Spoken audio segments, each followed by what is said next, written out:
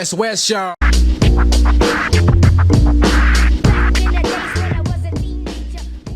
I think recently the government's announced putting billions of dollars into mental health again.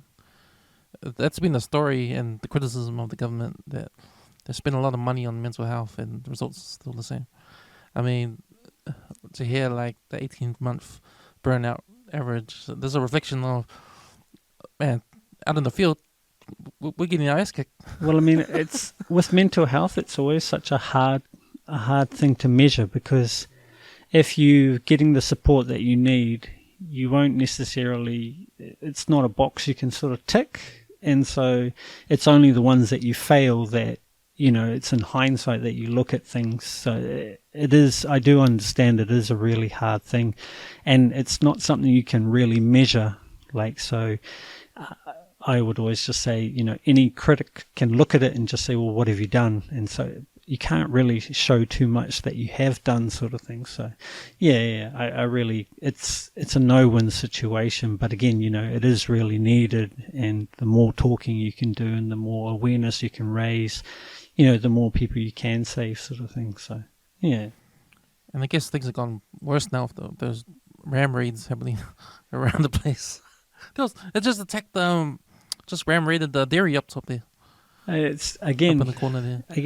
Yeah. And these are kids, like 12 years old. Yep. Like, there's no repercussions. What can the parents do? I see a couple of weeks ago, the Hamilton. Oh, yeah. 8, 11, 12-year-old kids ram raided, and they got caught with toys in their hands. Yeah. Again, what's the repercussions? What happens now? Like, I mean, there's not much that can be done. So it's this is how we've gone on our track in New Zealand, and where has that gotten us, sort of thing, because it doesn't take much for kids to switch on, and with social media the word spreads that this is what you can do, and what's going to happen. Pretty much nothing. And that's one of the things they were saying, like, it's social media as well. Yeah. Like you said, the kids see it and they want to do it too. But it was also like we're coming out of the lockdowns, and so kids like hardly going to school. Yeah. Yep. There's no engagement with teachers, and the 2 years we've been on lockdown and stuff. So that's a factor too. So what are the kids doing? What are the parents doing? Yeah. Again, it's how do you engage with the youth? What do you do, like, that makes them want to do what not what they're supposed to, but just what you want. What you aim for them to do, sort of thing, and that's having to tailor everything around them, sort of thing. So, yeah, it's a really, really hard situation. Is it hard? Because let's just say here's the ram raids, right? No one saw this coming. So there's something that something slip, or just can't be helped, or just one of those things along with social media just makes it worse.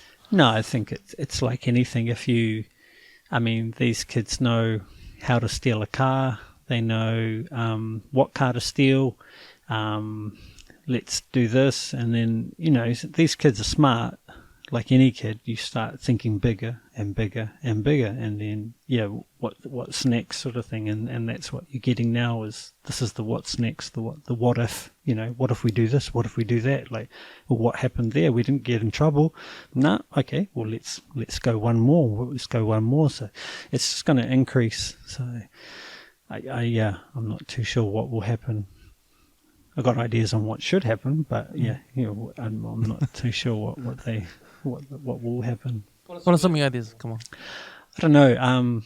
Again, when you're talking about people who offend, you get the old white person that says chuck 'em in a cell. Sure, that might work for, say, 5 out of 10 people. But then you've got to look at, marae justice. You've got to look at restorative justice. So there's a whole different, you get 10 people that do the same crime, they're not all going to respond to the same punishment. So you've got to hope that whoever's evaluating what they've done and what their crime should be, that it should it should benefit them as well. Like how do you not make them reoffend? And then that's what you should be really looking at, trying to tailor each person's sentence according to what they're going to respond to. I know a lot of people, doing hard time, like hitting rocks. It's good for them because again, it's getting their frustrations out, and they're actually doing something. And they can see that they've something they've accomplished.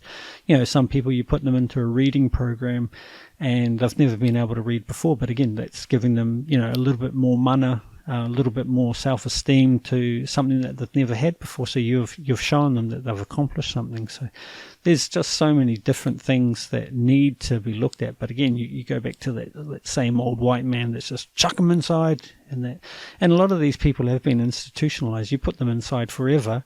There they've got rules, and they've got a schedule, and they've got a roof over their head. They've got 3 meals a day. They're safe.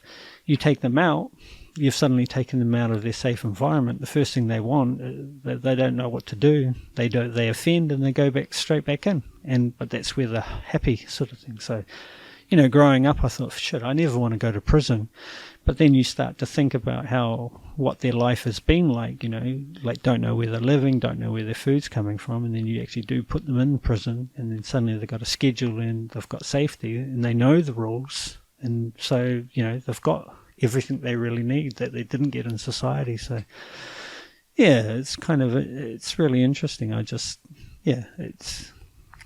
You'll never get that right answer in terms of someone's always going to dict the system. Someone's, they're not going to do what they're supposed to, but at the same time, at least you're giving an option, and if you can save a few people, then that's the main thing.